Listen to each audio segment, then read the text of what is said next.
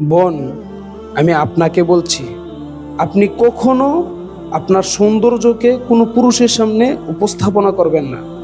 কেন?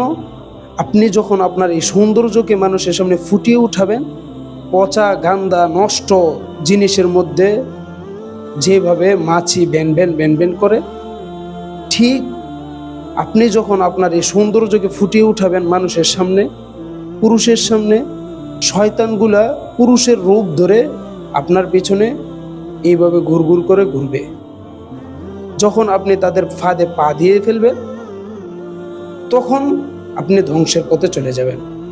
আপনি দেখেন না, আপনার চোখের সামনে হাজার হাজার শত শত ঘটনা ঘটতেছে। আপনি একটু চিন্তা করেন, আপনার মতো, আপনার চেয়ে অনেক সুন্দর রমণী মেয়েরা এখন মানুষের সামনে নিজের সৌন্দর্যকে প্রকাশ করত, পুরুষ রূপের শয়তানদের সাথে যখন অপকর্মে লিপ্ত হয়ে যেত, তখন ওই শয়তানগুলা আপনাদের মানহানি করে, আপনাদের সাথে এই যৌবনের খেলা খেলে আপনাদের মান সম্মানগুলা একেবারে মাটির সাথে মিশিয়ে দিতে পারে। তখন ওই পুরুষ রূপের শয়তানগুলা দূরে সরে যায়। আপনার দ্বারা আর কোনো কিছু হবে না, আপনার দ্বারা তার আর কোনো যৌবনের মজা আসবে না, যৌবনের চাহিদা মিটবে না। তখন আপনাকে ছুঁড়ে ফেলে দেয়। তখন আপনি কোথায় যাবেন বোন, বলেন?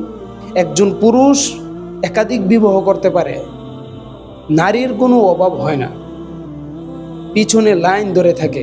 কিন্তু আপনার মতো সুন্দরী রমণী মেয়েটার যখন একটি বিবাহ হয়ে যায়, আপনাকে দ্বিতীয় বিবাহ দিতে অনেক কষ্ট হয়ে যায়।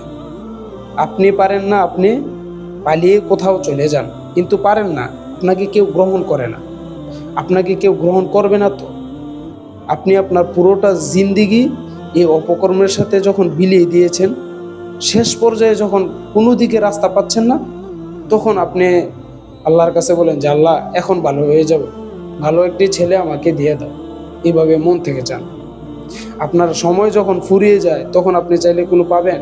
হারানো যৌবন কি কখনো ফিরে আসতে দেখেছেন?